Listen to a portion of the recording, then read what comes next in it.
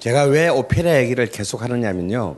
이 오페라 얘기 안에 사실은 뮤지컬이 한참 뒤에 지금 이 시점으로부터 약 200년쯤 뒤에 어떻게 모습을 드러낼지가 사실 다 들어가 있기 때문에 다시 말해서 뮤지컬은 갑자기 해서 뚝 떨어진 양식이 아니라는 겁니다. 18세기의 이른바 오페라의 절정기 때 제일 오페라에 제일 별로 관심이 없었던 나라가 두 나라가 있었어요. 그게 첫 번째가 프랑스예요. 프랑스는 상대적으로 오페라에 대해서 그렇게 관심이 없는 나라예요. 능력은 되는데 개무시해. 왜? 이탈리아를 무시하니까. 왜냐하면 프랑스에는 뭐가 있냐면 자기들의 정말 자랑할 만한 콘텐츠가 있다고. 뭐 연극.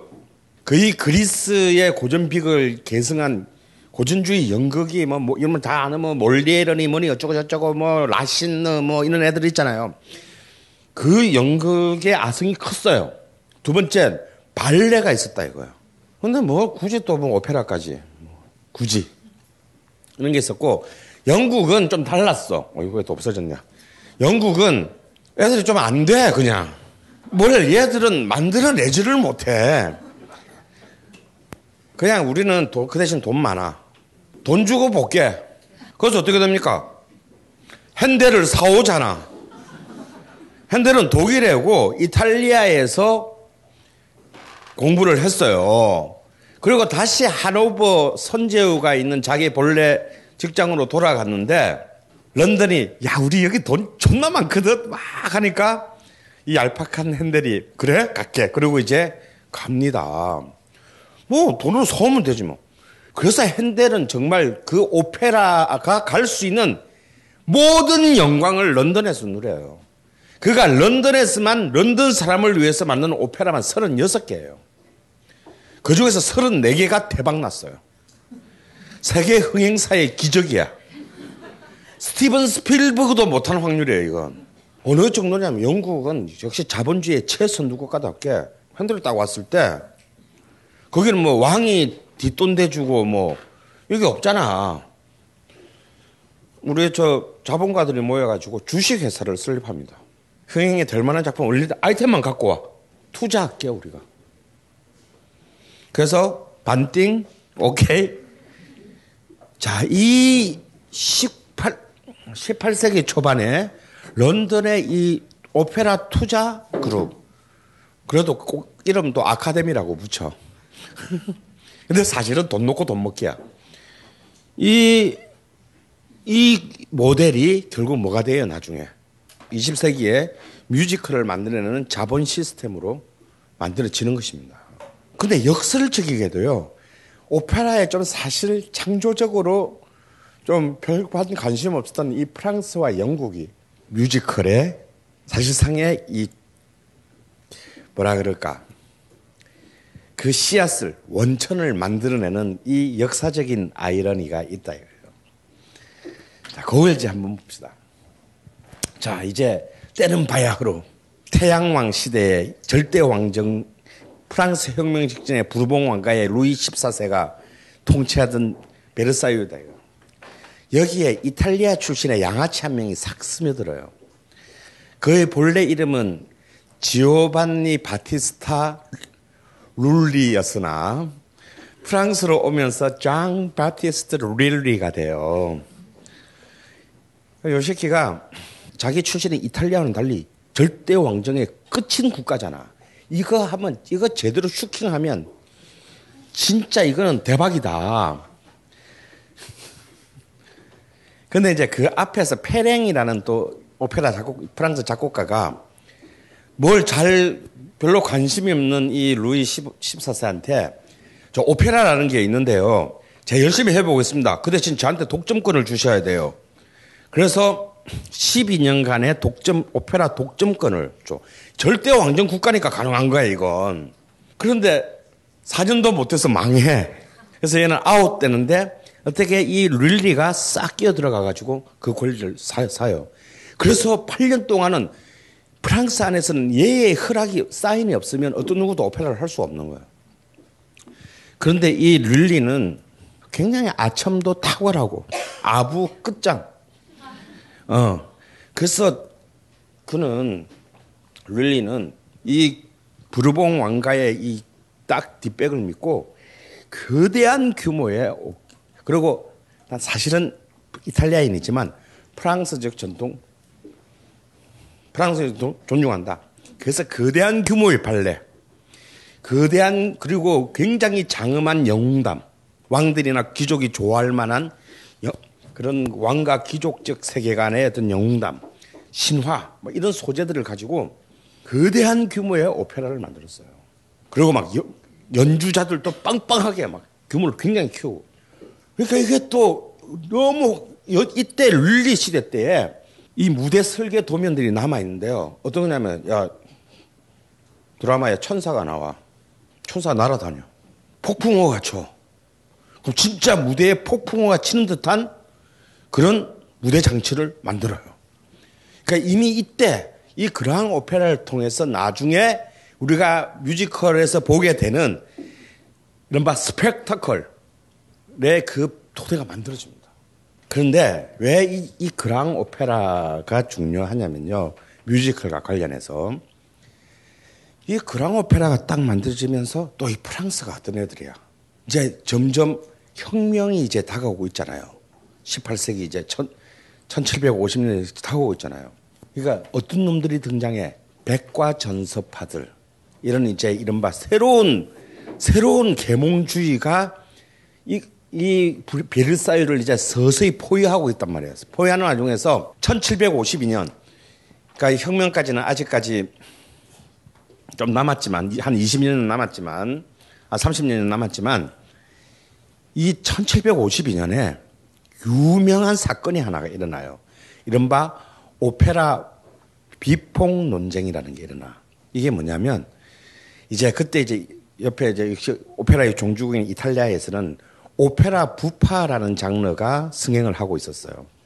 그러니까 이제 이런 그란드 오페라 이런 것들은 다 오페라 세리아야. 장르적으로 보면 진지한 거, 진지하고 무겁고 막 존나 가오만 씨발 존나 팍팍 세우는 시키는 오는 마초적인 오페라가 오페라 세리아라면 평민이지만 풍자적이고 막 지배 질서에 막 조롱하고 막 이런 그 광대들이 나오는 코미디극, 풍자 코미디 오페라들이 이탈리아는 뭐 우린 자유로우니까요. 뭐 이런 거지. 힘은 없지만 자유로우니까요.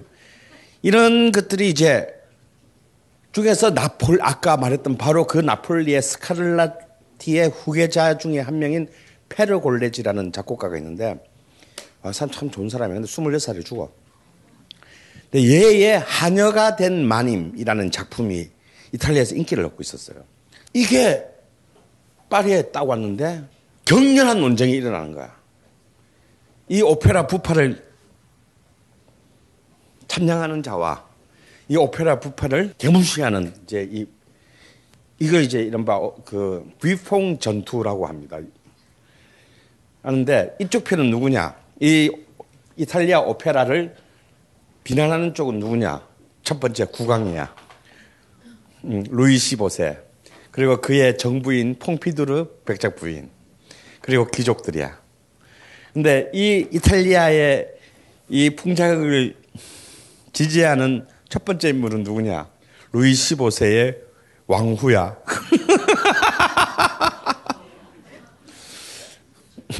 본부인가 정부가 이걸 이제 갈려. 그리고 이 왕비편에 쓴 사람이 누구냐면 장자크 루소, 디드로 이 같은 백과전서파들이에요. 근데 여기서 장자크 루소는 진짜 재밌는 사람이에요. 이 사람은 오페라 부파를 너무 지지해서 지가 오페라 부파를 만들어. 장자크 루소가 대단한 사람이에요. 마을의 점쟁이라는 뭐 예술적으로는 그렇게 탁월하진 않으나 굉장히 중요한 작품을 스스로 만든 사람이에요. 그러니까 이미 딱 여기서 여러분 이제 겐토가 딱 쓰는 거죠.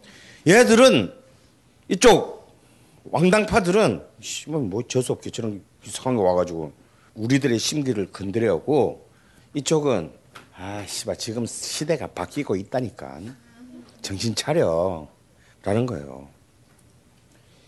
굉장한 경륜을 오가지만 역시 힘은 저쪽에 있기 때문에 오페라 부파를 전부 금지시켜버립니다.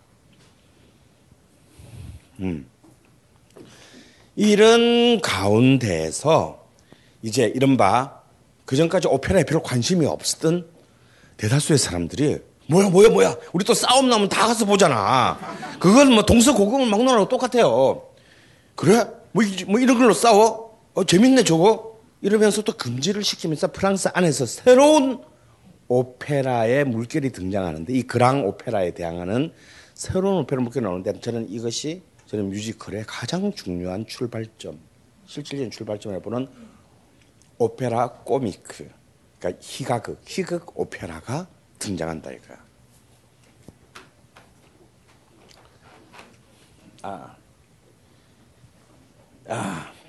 오페라 코미크가 등장하는 거예요. 이제 이 오페레타는 이제 이 오페라 코믹이 발전해서 19세기에 가서 이제 폭발하는 장르예요.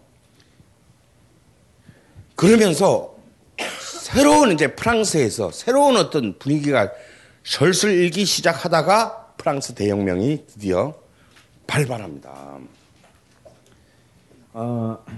이제 프랑스 대혁명이 끝나고 그 혁명기에 그 혼란기에 보아엘디에라는 작곡가가 이제 이 오페라 코믹을 대표하는 어떤 작곡가 중에 하나인데요. 가령 이제 바그다드의 칼리프라는 이런 작품이 있어. 근데 이 오페라 코믹이 뭐냐면, 그러니까 아직까지는 그런 막 4시간 5시간짜리 장대한 오페라를 만들 수 있는 하드웨어나 자본이나 이런 게 없잖아요, 이 사람들은. 그냥 소극장에서 조그만하게 이제 만들어야 되는 거예요. 그래서 실제로는 서곡 있고 아리아는 7곡이고 러닝 타임은 40분도 안 돼.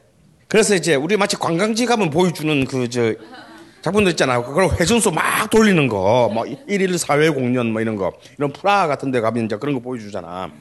그런 이제 작품들이 이제 이때부터 막 쏟아지기 시작하는 거예요.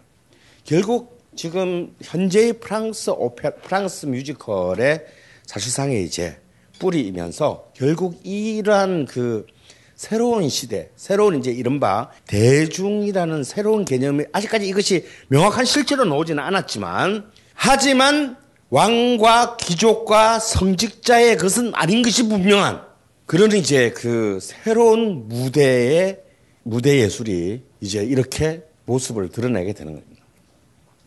이 보아엘디에의 쫄병 중에는 여러분도 잘 아는 아당이라는, 그래도 여러분 발레 음악 지젤의 작곡가예요. 아당 같은 사람도, 우리는 지금 이 사람의 작품이 뭐 유일하게 남아 있는 거는 뭐 발레 지젤 같은 거밖에는 없지만요. 본래 이 사람은 오페라 코믹을 굉장히 많이 작곡했어요. 근데 이거는 진짜 정말 살벌한 흥행의 목숨이 왔다 갔다 하는 작업이에요. 그래서 이 아당도 많이 말아먹어. 이런 이제 사람들이 쭉 이어지면서 이제 알다시피 이제 또 설명하려면 2박 3일 걸리겠지만 1789년에서 1840년까지 얼마나 많은 또 역사적인 경랑을 겪어요. 그 과정을 여러분이 레미제라블에서 본 것이야.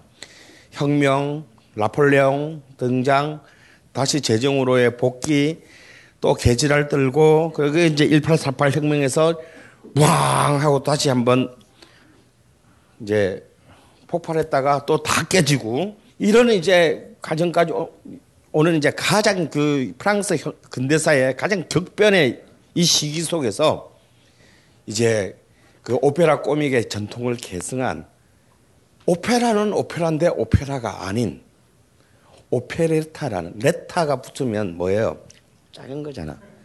작은 오페라가 만들어지는 거예요. 그 중에서도 이제 가장 이제 롱거라는, 지금은 이제 근데 희한한 것은, 여러분 아까 뭐 부아일디에도 그렇고 아당도 그렇고 뭐 이 롱거 같은, 이 롱거는 이제 그 당시에는 이제 에르베라는 이름 애칭으로 더 유명한데요. 이 롱제나 혹은 에르베 같은 이런 작곡가들은 지금 사실 역사에서 흔적이, 음악사에서 안 쳐줘. 이런 음악사 책을 읽어도 이런 사람 이름 한 번도 안 나옵니다. 왜 안 나오냐? 이게 바로 부르주아의 예술사관에서 이 새끼들은 배신자들이야. 그래서 이들을 굉장히 가치를 떨어뜨려서 사실상 이 서양 음악사의 줄기에서 배제시켜버렸습니다.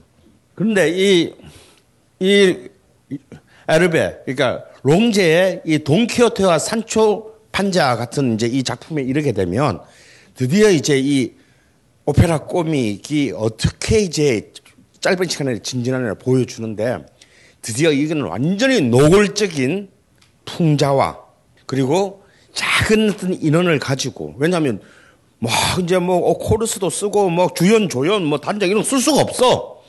그냥 뭐 5명 이내에 작은 소극장용으로 작은 인원을 가지고도 하나의 드라마를 장편의 드라마를 끌고 갈 수 있다는 걸 이제 서서히 증명하기 시작합니다. 드디어 그 결정적인 분기점이 되는 해에 이제 오페라타의 결정적인 승리를 가져오는 사람이 등장하는데요. 그 사람이 이 그랑 오페라 그리고 이제 이른바 그 귀족과 교회의 오페라의 등에 완전히 칼을 꽂으면서 이제 이 모든 오페라계의 주도권을 장악하게 되는 사건 분기점은 1855년에 있는 파리 만국 박람회예요. 이것이 정말 봉기의 그 현장이었다 이거예요. 자, 바로 그 보르도 와인의 등급이 결정되는 그랑크리 와인이 정해지는 이 만국 박람회에 누가 드디어 이제 화려하게 등장하느냐면 자크 오펜바허가 등장합니다. 자, 오펜바허 정도는 이제 우리가 간신히 이름을 들어봤어. 고등학교 음악 시간에. 근데 뭔 곡을 작곡 했는지 아무도 몰라. 사실 음악사에서 오펜바허가 작곡한 거로 남은 거는요. 호프만의 이야기 남아요. 왜? 그건 오페라거든. 근데 그건 완성 못했어. 말년에 작곡하다가 마지막 남겨놓고 죽어버렸어요.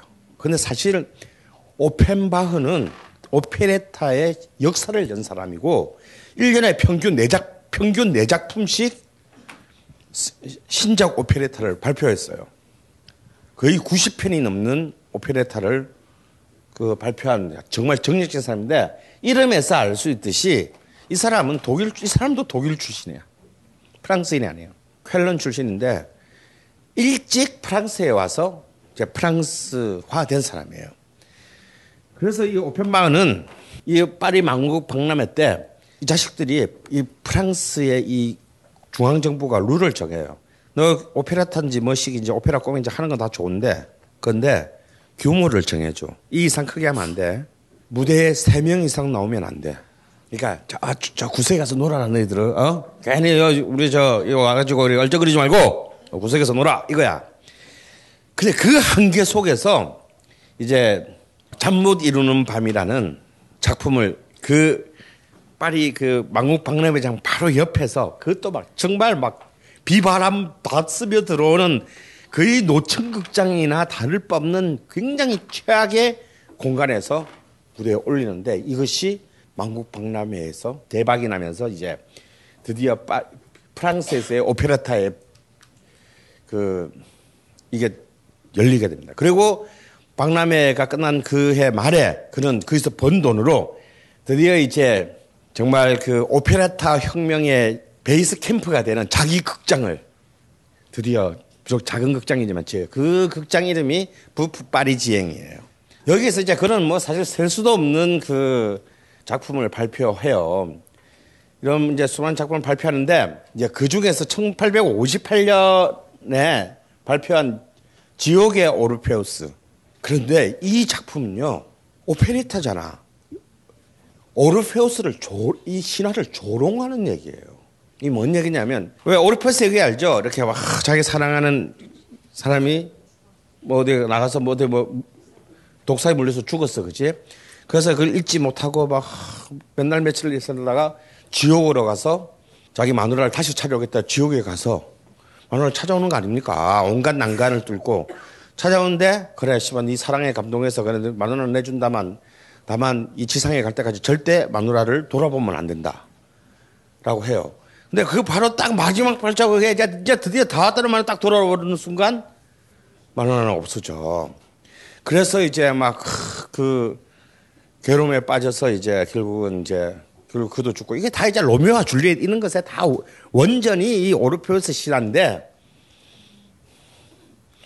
이 삐딱한 인간들은 진짜 오르페우스가 그런 순정파였을까? 딴 여자는 없었을까? 실제로 딴 여자가 등장해. 그래가지고 완전히 이 정말 수천 년 동안 의심치 않았던 이 가장 파퓰러한 신화를 완전히 그냥 아니 대걸레로 만들어버립니다. 그러니까 신화의 영역에서 세속적인 인간의 땅으로 이 오르페우스의 신을 끄집어 내린 거예요. 그래서 갖고 노는 거야. 조롱하는 거야. 그런데 이 오페레타에서 또 혁명적인 것이 하나가 출발해요. 단순히 그냥 그 음악이나 스토리, 드라마만 그런 게 아니고 이 안에서 그 뒤에 올 모든 무대 작품에 어떤 한 획기적인 선을 긋게 되는 컨텐츠가 출연합니다. 캉캉이의 등장입니다. 그 당시에 대중 19세기 중반에 아무리 선진적인 감각을 지닌 파리의 시민을 할지라도 자기들이 어릴 때부터 수백 수천 번 들어왔던 이 신화가 이렇게 망가지는, 그리고 또 음악 그 자체도 막 너무 직설적이고 자극적인, 속에서 막 여자들이 우 나와가지고 막 다리만 번쩍번쩍번쩍 들면서 춤을 추는 그런 이제 캉캉이 드디어 등장한다. 이거는 뭐냐? 그랑 오페라의 우아한 발레를 정말 미학적 형식으로 조롱한 거예요. 오펜바흐는 이로부터 정말 그 오페레타를 단숨에 프랑스 파리뿐만 아니라 이 작품들이 이제 어떻게 되겠어요? 우리 또 이렇게 못된 것들은 또 빨리 퍼지는 법이야. 나도 보고 싶어. 런던에 막 수출됩니다. 또 해피는 오펜바가 결혼한 여자가 런던의 유력한 이 흥행업자와 관련 있는 집안이었어요.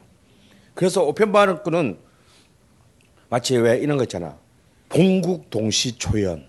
왜냐면 신작이 1년에 4개씩 노니까 파리에 노는 순간 런던에도 영어본으로 바로 올라가게 된대요. 그리고 드디어 급기야 이제 이 오펜바흐 작품은 당시 그래도 여전히 유럽 문화의 수도였던 어디? 비엔나에 진출합니다. 그리고 독일에 들어갑니다. 이탈리아로 퍼져요. 스페인 휩습니다. 이러면서 전 유럽에 거대한 흥행 시장을 만들게 돼요.